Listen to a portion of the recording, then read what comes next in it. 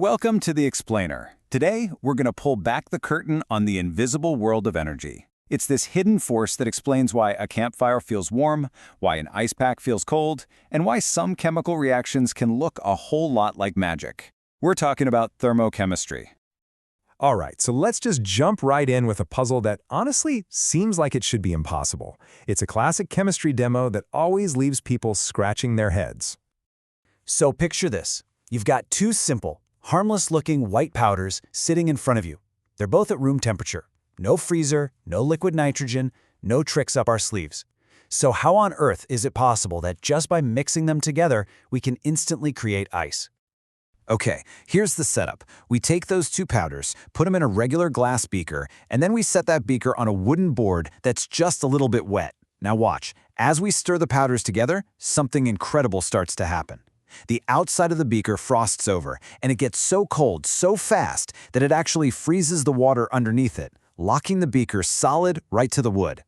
To solve this little puzzle, we just need to get our heads around the two fundamental ways that energy can flow during any kind of change. It all boils down to one simple question. Is energy coming in or is energy going out?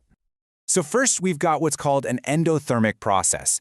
You can think of this like an energy investment. The reaction itself needs energy to happen, so it has to pull that energy in from everything around it. And it pulls it in as heat. That's what makes its surroundings, the beaker, the air, your hand if you touched it, feel cold. And the exact opposite of that is an exothermic process. This is the energy payout. The system has extra energy, and it releases that energy out into the world, into its surroundings, as heat. This is the warmth you feel from a fire or from one of those chemical hand warmers. It's energy being given off. And right there, that solves our mystery. The reaction didn't create cold out of nothing. It was just powerfully endothermic. That chemical change was so hungry for energy that it literally sucked the heat out of everything nearby, the glass beaker and the water on the board. And when the water lost enough heat, it just froze solid. Cold isn't a thing you can create, it's just the absence of heat. And this leads us to another really cool, kind of counterintuitive idea. You know how farmers sometimes spray their delicate cherry blossoms with water when a big freeze is coming? It sounds nuts, right? Why put water on something you don't want to freeze? Well, it's because the act of water freezing is actually exothermic. As those little ice crystals form on the petals, they release a small but steady amount of heat. It's just enough to keep the blossom right at the freezing point, protecting it from the colder air around it. Freezing actually releases warmth. Wild. Okay, so now we know energy can flow in or out. Let's follow its journey a bit more closely. What happens when you steadily add heat to something? Say, like taking a block of ice and turning it all the way into steam. This graph here tells a fascinating story. As we add heat at a constant rate, you see the temperature goes up, but then it completely plateaus. Then it starts climbing again and, whoop, a second plateau. So what in the world is going on in those flat sections? We're still pumping heat into the system, but the thermometer isn't budging one bit. Well, in those sloped parts, the energy is doing exactly what you'd expect. It's making the water molecules vibrate and move around faster and faster. We measure this increased molecular motion as a rise in temperature. This is what we call sensible heat, because, well, you can sense it as a change in temperature. But on those flat parts, the energy is being used for something else entirely, something hidden.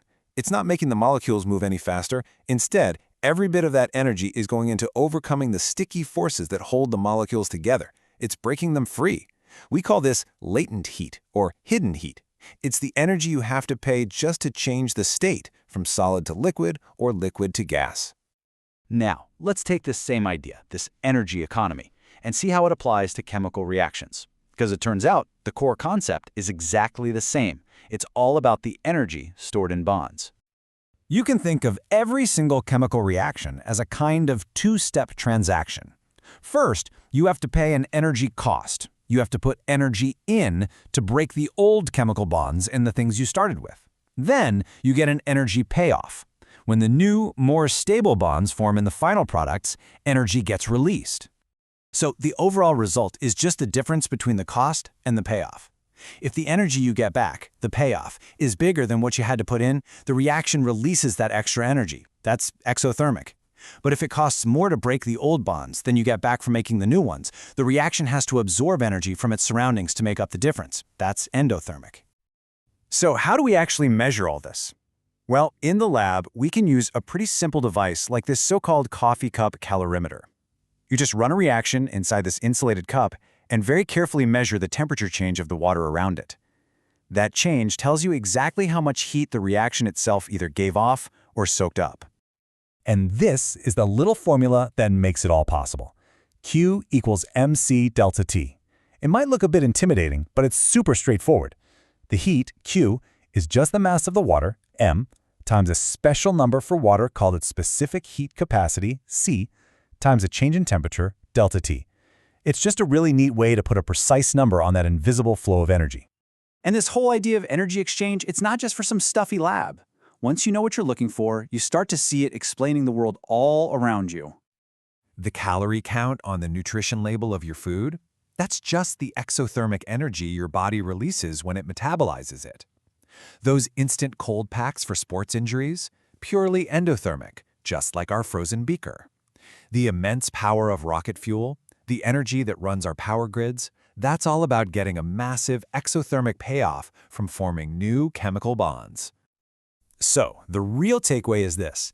Energy is constantly flowing all around us, being absorbed and released in a series of transactions that power our world. The next time you see steam rising from a kettle, feel the warmth of the sun, or light a match, you'll know the hidden story of what's really going on, of energy being exchanged, of bonds breaking and new ones being made. So, where are you going to see this hidden flow of energy next?